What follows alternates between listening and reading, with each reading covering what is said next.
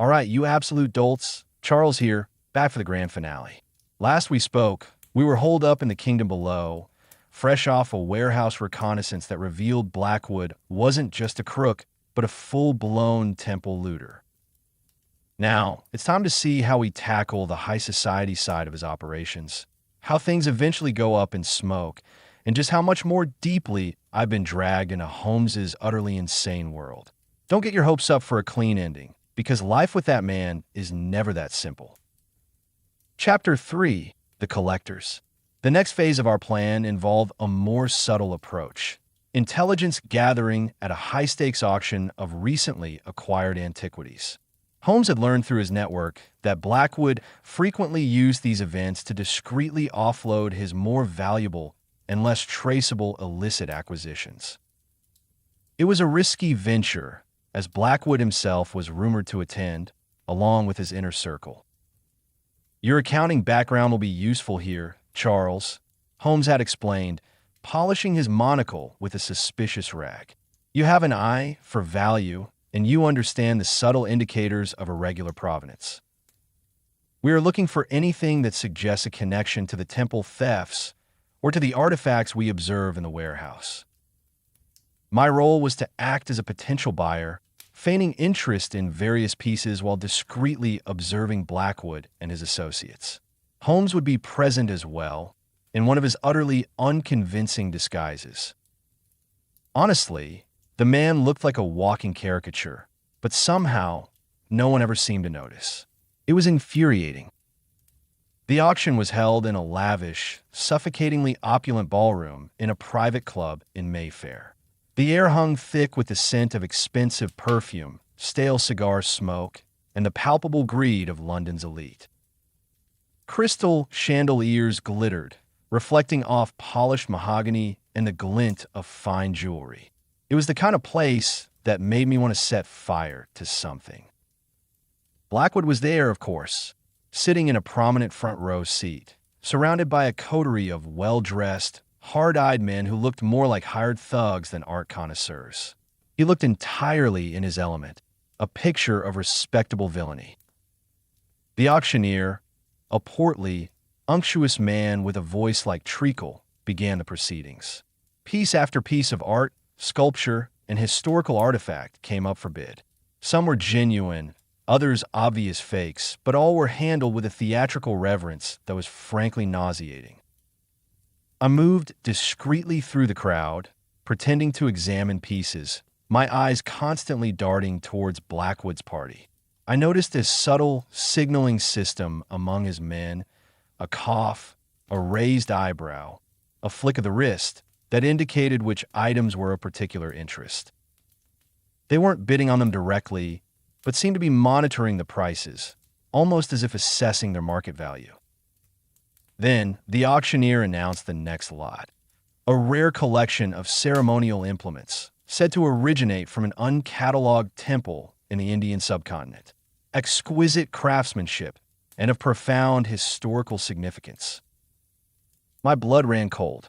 The image of the massive crates from the warehouse flashed in my mind. This was it. The pieces brought out were indeed exquisite. Intricately carved bronze statues, jeweled ritualistic daggers, and a series of heavy, gold-leaf scrolls. The craftsmanship was undeniable, but there was an unsettling aura about them, a faint, almost imperceptible hum that I felt more than heard. And that familiar, cloying sweetness of decay, mingled with ozone, began to subtly pervade the air around the objects. Blackwood leaned forward, his eyes gleaming with a possessive intensity. His men exchanged quick, silent signals. This was clearly their primary interest. Bidding began, slow at first, then escalating rapidly. The sums involved were astronomical, far beyond what any legitimate collector would pay for such pieces. It was clear that the bidders were either incredibly wealthy or, more likely, fronts for a much larger organization. I continued my subtle observations, try to memorize every detail of the objects, every nuance of Blackwood's reactions. And then I caught a flicker of movement. Perched impossibly on the velvet rope barrier separating the bidders from the exhibited items was the cat. Its tiny top hat sat perfectly on its head, and its luminous blue eyes were fixed on the ceremonial implements. It was watching the proceedings with an intensity that matched Blackwood's, but with a chilling, profound amusement. As the bidding reached its peak, the cat slowly, deliberately raised one paw. It reached out, and with an almost imperceptible movement, flicked a tiny, polished bead from the top of the velvet rope. The bead spun, silent and glinting, landing on the floor directly in front of the auctioneer. The auctioneer, in his floored enthusiasm, didn't notice it, but I did. And then I saw the cat blink slowly, its gaze shifting from the bead to Blackwood, and then to me. It was a fleeting, almost imperceptible gesture, but I understood it. The cat was showing me something, pointing me toward the hidden detail. My eyes snapped to the bead. It was a single, perfectly formed pearl, but it wasn't a pearl from an oyster. It was too perfectly spherical, too luminous, and it radiated a faint, cold energy that made the hairs on my arms stand up. I realized then, it was one of the iridescent beetle shells that had been part of the bracelet on the mummified hand in Ashwood Manor, a piece of the same cursed collection. The cat had led me to it. I caught Holmes's eye across the room. He was still in his ridiculous disguise, but his gaze was sharp alert. I gave him a subtle, almost imperceptible nod towards the cat, and then towards the pearl on the floor. He understood. His eyes narrowed, and a faint, almost imperceptible smile touched his lips. The bidding ended. The collection of ceremonial implements was sold for an astronomical sum to an anonymous bidder. Blackwood's men exchanged satisfied glances. The transaction was complete. Holmes, with a casual air, made his way towards the auctioneer's podium, ostensibly to inquire about a different lot. As he passed the pearl, he subtly nudged it with his foot, sending it rolling towards a floor vent. The cat, still perched on the velvet rope, watched with its unnerving amusement. "We have what we need," Holmes murmured to me later as we made our discreet exit from the club. The auction confirms the extent of Blackwood's looting operations. And the pearl, a fascinating detail, Charles. Very fascinating indeed. What was it? A calling card, perhaps, or a warning from our feline friend, wouldn't you say? I looked back at the grand entrance of the club. For a fleeting moment, I thought I saw a small, dark silhouette on the roofline, a familiar top hat glinting in the gaslight. Then it was gone. The experience at the auction left me with a profound sense of unease. Blackwood was not merely a criminal. He was a collector of dangerously powerful artifacts, and his reach extended further than we had imagined. And the cat. Its role was becoming increasingly clear, not merely an observer, but an active, manipulating force in our investigation. A silent puppet master. Chapter 4. The Art of Destruction. The plan we devised was elegant in its simplicity and terrifying in its implications. We would simultaneously attack Blackwood's operation at 3 key points: the warehouse in Wapping where the stolen artifacts were stored, the Meridian trading offices where the financial records were kept, and Blackwood's private residence where we believed he kept his most valuable pieces. The kingdom below provided resources that would have been impossible to obtain through conventional channels. Explosives were supplied by a former military engineer who had been cashiered for asking too many questions about colonial policy. Lockpicking tools came from a professional burglar who had decided that working for justice was more satisfying than working for profit. Transportation was arranged by a cab driver who knew every back alley and side street in London. Remember, Mother Blackwood said as we made our final preparations, the objective is to destroy Blackwood's operation, not to get yourselves killed. If the situation goes bad, retreat. We can always try again. And if we're caught, then you never heard of the kingdom below, and we never heard of you. It was a pragmatic approach to a dangerous business, but it was also a reminder that we were operating without any kind of safety net. If something went wrong, we would be on our own. Holmes and I were assigned to the warehouse operation, along with 3 other members of the community who had experience with demolition work.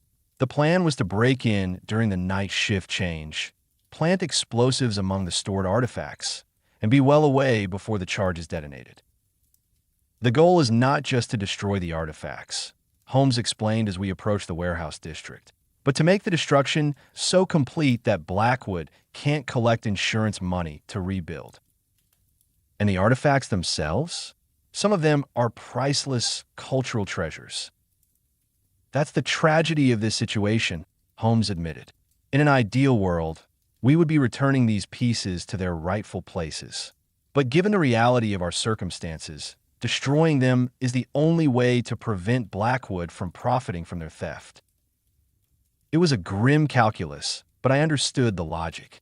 Better to destroy the artifacts than to allow them to be sold to private collectors who would never allow them to be seen again. We reached the warehouse district as fog was rolling in from the Thames. The area was busy with late-night shipping activity, which provided cover for our approach, but also increased the risk of being observed by dock workers or security personnel. "There," Holmes whispered, pointing to the familiar bulk of Blackwood's warehouse. Same entry point as before. The security arrangements were unchanged from our previous visit. The guard positions, the patrol schedules, the 15-minute window of opportunity, everything was exactly as it had been before. Either they're supremely confident, I observed, or they're supremely careless. Or it's a trap, Holmes replied grimly.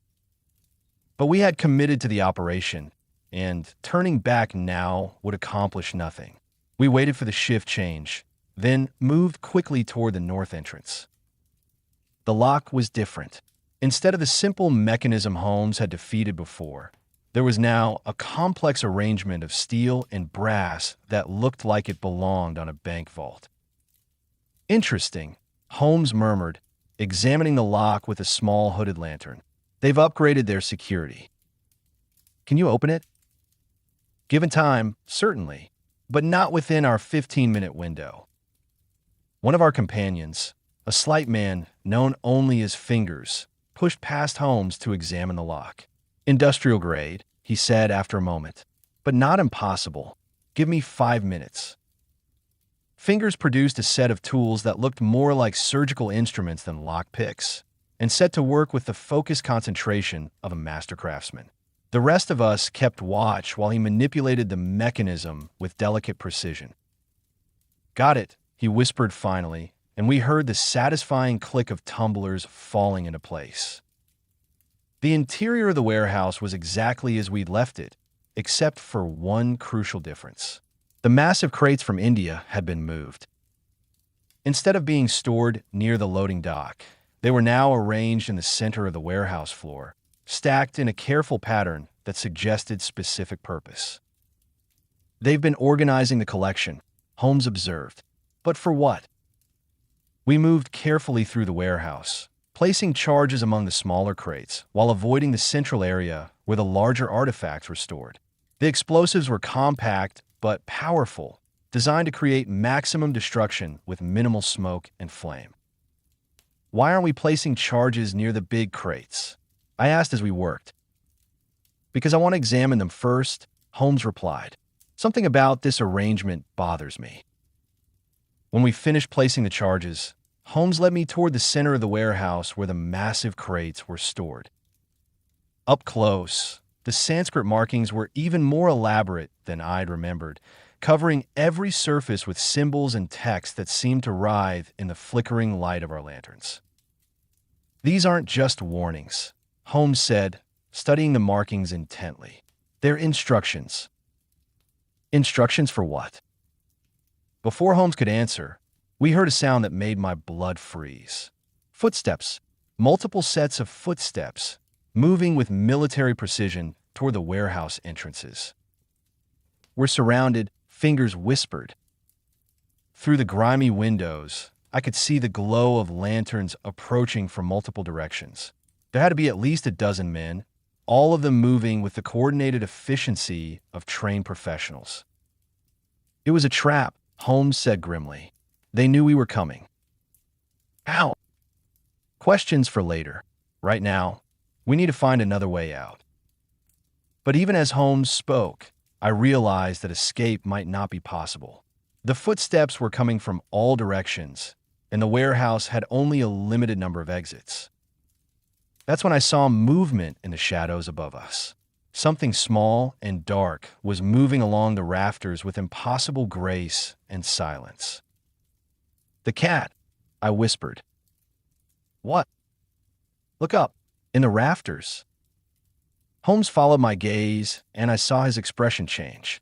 For the first time since I'd known him, Sherlock Holmes looked genuinely surprised. The cat was perched on a beam directly above the central arrangement of crates, its tiny top hat perfectly straight despite the precarious position. As we watched, it began to move along the beam, heading toward the loading machinery that was suspended from the warehouse ceiling. What is it doing? Holmes whispered.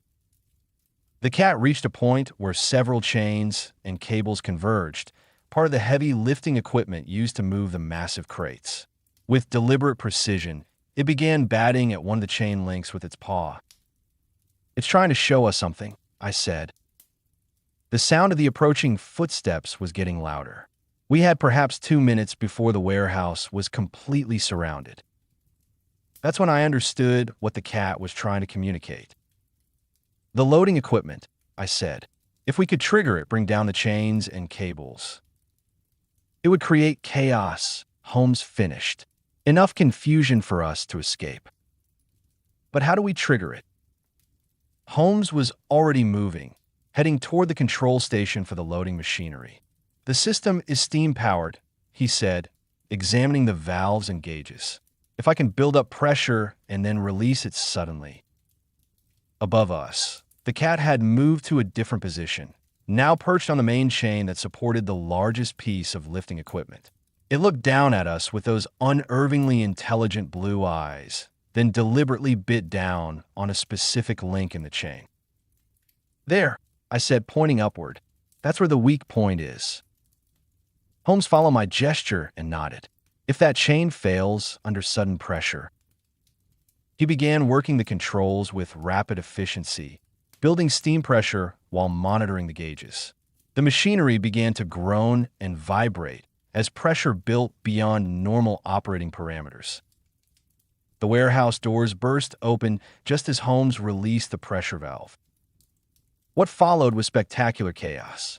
The overloaded machinery exploded into motion, chains snapping and cables whipping through the air with lethal force. The massive crates were sent tumbling as their supports collapsed, and the men who had been surrounding the warehouse found themselves ducking flying debris and falling equipment. In the confusion, Holmes triggered the charges we had placed among the smaller crates. The explosions added to the chaos, filling the warehouse with smoke and flying splinters. Now, Holmes shouted, and we ran for the north exit.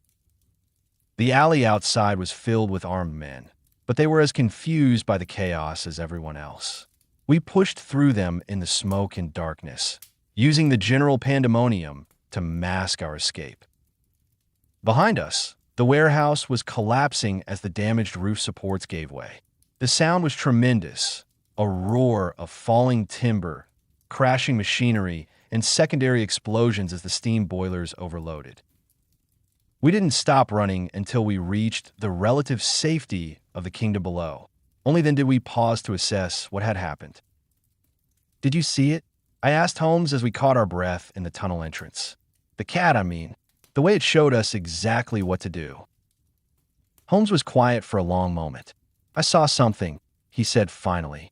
Whether it was what you've been describing or something else entirely, I can't say. But whatever it was, it saved our lives. And now we find out whether the other teams were as successful as we were. The reports came in over the following hours.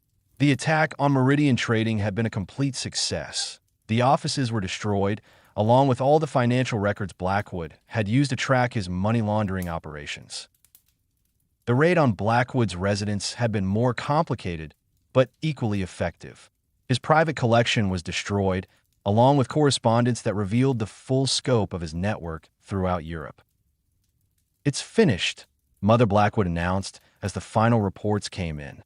"Blackwood's operation is destroyed. The artifacts are gone, the records are gone, and the network is broken." But I had the feeling that it wasn't really finished. Operations like Blackwood's didn't disappear overnight, and the people behind them didn't simply accept destruction of their investments without seeking revenge. "What happens now?" I asked Holmes. "Now we wait and see what emerges from the wreckage," he replied. "Blackwood himself is still alive, and he still has resources. He'll try to rebuild, or he'll try to get revenge. Either way, this isn't over." Holmes was right, of course. 3 days after our attack on the warehouses, Arthur Blackwood was found dead in his study, apparently the victim of a heart attack brought on by the stress of losing his criminal empire. But the circumstances of his death were strange enough to attract official attention. Scotland Yard's investigation revealed evidence of the money laundering operation, the temple theft, and the corruption of government officials. Several arrests followed, including Inspector Bradshaw and half a dozen other officials who had been taking Blackwood's money. "How convenient," I observed as we read the newspaper accounts of Blackwood's death and the subsequent investigation. "Indeed," Holmes agreed, almost as if someone wanted to make sure that all the loose ends were tied up. Someone with access to Blackwood's private study and the ability to kill without leaving obvious evidence. The question is whether this mysterious someone is finished, or whether there are other operations that require attention. The answer came sooner than expected. Within a week of Blackwood's death, we began receiving reports of similar activities in other parts of London. Art theft rings, money laundering operations, corruption schemes, all of them operating with the same systematic efficiency that had characterized Blackwood's network. "It's like cutting off the head of a hydra," Mother Blackwood observed. "Two more appear to take its place." But there was something different about these new operations. They were more careful, more security conscious, and they seemed to be aware of the methods we had used against Blackwood. "They're learning from our tactics," Holmes said, "which means we need to develop new ones." The kingdom below began planning more sophisticated operations, using the lessons learned from the Blackwood case to target criminal enterprises that were adapting to our previous methods. It was during this period of expanding activity that I finally had a proper conversation with the cat. I was working late in my corner of the main chamber, analyzing financial documents that had been obtained from one of the new criminal operations, while I became aware of being watched. I looked up to find the cat sitting on my desk, regarding me with those unnervingly intelligent blue eyes. "Well," I said quietly, so as not to disturb the other people in the chamber, "this is unexpected." The cat tilted its head, causing its tiny top hat to shift at a Johnny angle. Then, to my astonishment, it spoke. "Is it really?" The voice was cultured, refined, and utterly incongruous coming from a small Siamese cat. "You've been observing my activities for months. Surely you expected some kind of direct communication eventually." I stared at the cat, my mind struggling to process what was happening. "You can talk." "I could do a great many things, Charles. Talking is among the least remarkable of them." "What are you?" "That's a complicated question with a complicated answer. For the moment, let's simply say that I'm someone with an interest in maintaining certain balances." "Balances?" "Between order and chaos. Between justice and injustice. Between those who take what doesn't belong to them and those who ensure that such taking has consequences." I looked around the chamber to see if anyone else was witnessing this impossible conversation, but the other inhabitants of the kingdom below were absorbed in their own activities. "They can't see you, can they?" "They see what they expect to see. A cat, nothing more." "But Holmes saw you at the warehouse." "Holmes sees more than most people, but even he doesn't see everything." "Why are you talking to me?" The cat was quiet for a moment, its blue eyes reflecting the lamplight. Because you've proven yourself capable of understanding that the world is more complex than it appears. And because the work we've been doing together is far from finished. We've been working together? Oh, yes. Every clue that led you to Blackwood's operation, every piece of information that appeared at precisely the right moment, every impossible coincidence that helped you survive when you should have died, none of that was accidental. You've been manipulating our investigation. I've been providing guidance to individuals who were already committed to pursuing justice. There's a difference. And now, there are other operations that require attention, other balances that need to be restored, other thieves who need to face consequences for their actions. I thought about the months I'd spent with Holmes, the dangers we'd faced, the knowledge I'd gained about myself, and about the hidden world that existed beneath London's surface. What kind of consequences? The cat smiled, an expression that should have been impossible on a feline face, but somehow wasn't. The appropriate kind. Justice, Charles, comes in many forms. Sometimes it wears the robes of a magistrate. Sometimes it carries the badge of a police officer. And sometimes it wears a tiny top hat. Exactly. The conversation continued for another hour, with the cat explaining aspects of its nature and purpose that I'm still not sure I fully understand. What became clear was that it was far more than a simple animal, that its agenda extended well beyond the Blackwood case, and that my association with Holmes had been part of a larger plan to address criminal activities that conventional law enforcement couldn't touch. Will you continue to help us? I asked finally. I will continue to provide guidance when it's appropriate, but the real work is yours to do. You and Holmes have proven yourselves capable of operating in the spaces between worlds, of seeing connections that others miss, of taking action when action is required. And if we refuse, then other methods will be employed. But I don't think you'll refuse, Charles. You've discovered something about yourself during these months. You've learned that you're capable of far more than you ever imagined. The cat was right, of course. The accountant who had walked into Baker Street months earlier was gone, replaced by someone who understood that justice sometimes required breaking the law, that conventional authority was often corrupted, and that the most important work happened in the shadows. What's our next case? I asked. The cat's smile widened. There's a gentleman named Professor Moriarty who has been developing some interesting theories about the mathematics of crime.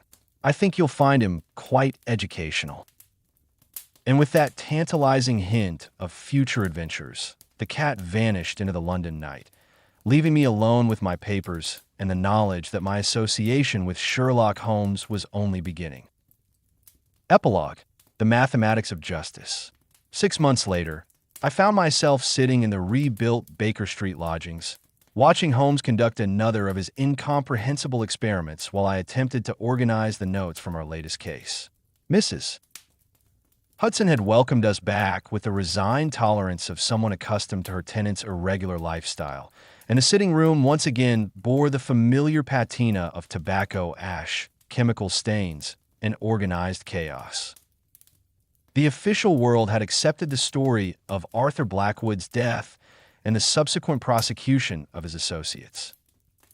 Several dozen artifacts had been recovered and returned to Indian authorities, though I suspected the cat had played a role in determining which pieces were found and which remained mysteriously lost. The newspapers had praised Scotland Yard for their thorough investigation, and no mention was made of vigilante action or underground networks. Remarkable how tidy everything appears in retrospect, I observed, reading the final newspaper account of the Blackwood affair. The official version of events rarely bears much resemblance to reality, Holmes replied without looking up from his test tubes. Truth is generally too complicated for public consumption, and too dangerous for public safety. That as well. I had officially resumed my work as a consulting accountant, though my clientele, now consisted primarily of individuals and organizations that operated in the gray areas between legal and illegal enterprise. It was more challenging than traditional accounting and considerably more dangerous, but it was also infinitely more satisfying. Holmes had expanded his practice to include cases that conventional law enforcement couldn't or wouldn't handle. We worked together regularly, though our partnership was never officially acknowledged and our methods were never officially approved. The kingdom below continued to operate as a refuge for those who had fallen through the cracks of legitimate society and as a base of operations for activities that required absolute discretion. Mother Blackwood had become something like the unofficial mayor of London's criminal underworld, mediating disputes and coordinating activities that maintained a rough balance between order and chaos. "Any word from our feline friend?" Holmes asked, finally looking up from his experiment. "Not directly, but I've noticed certain coincidences in our recent cases, clues that appear at convenient moments, information that arrives through untraceable channels, evidence that materializes exactly when we need it." Ah, yes, the mathematics of impossibility. It had become our private term for the seemingly random events that consistently worked in our favor. Holmes had never fully acknowledged the cat's existence, but he had stopped questioning the convenient coincidences that characterized our investigations. "Speaking of which," Holmes said, reaching for a letter that had arrived with the Morning Post, "we have a new client, a consulting problem that involves some rather unusual circumstances."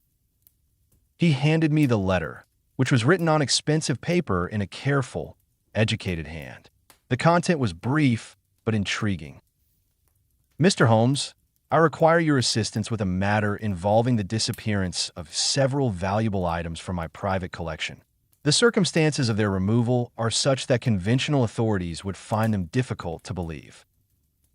I am prepared to pay handsomely for discretion and results.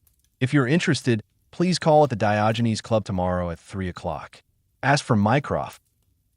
"Mycroft," I said. "Unusual name." "Indeed. And the Diogenes Club is an unusual institution. This should be interesting." I looked out the window at the fog-shrouded streets of London, thinking about the journey that had brought me from a comfortable life as an accountant to this strange existence on the margins of respectability. In the distance, barely visible through the gray mist, I could just make out a small, dark shape perched on a lamppost. It might have been a cat. It might have been wearing a tiny hat, or it might have been nothing more than a trick of light and shadow. But I had learned not to dismiss such possibilities. "Holmes," I said, settling back in my chair with a new case file, "I think we're about to become very busy." "I certainly hope so, Charles. Boredom is the only thing I truly fear." Outside, the fog continued to swirl through London streets, concealing the activities of those who prefer to work in shadow. Somewhere in that gray maze, criminals were planning their next schemes, victims were waiting to be saved, and justice was preparing to take whatever form the situation required. And occasionally, if you knew where to look and how to see, you might catch a glimpse of a small figure in a top hat, moving through the mist with purpose and grace, ensuring that the balance between order and chaos remained exactly where it needed to be. The mathematics of justice, I had learned, were far more complex and interesting than the simple arithmetic of crime and punishment. They involved variables that couldn't be quantified, equations that couldn't be solved, and solutions that defied conventional logic. But they worked. And that, I had discovered, was all that really mattered.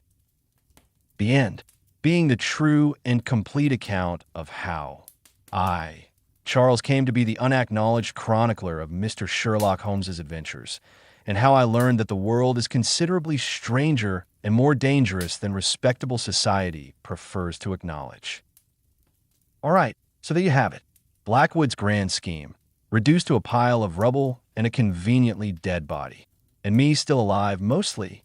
You'd think after all that, I'd get a break, but no. Just more convoluted nonsense with Holmes, who's probably already sniffing out the next cosmic horror or whatever passes for entertainment in his giant brain.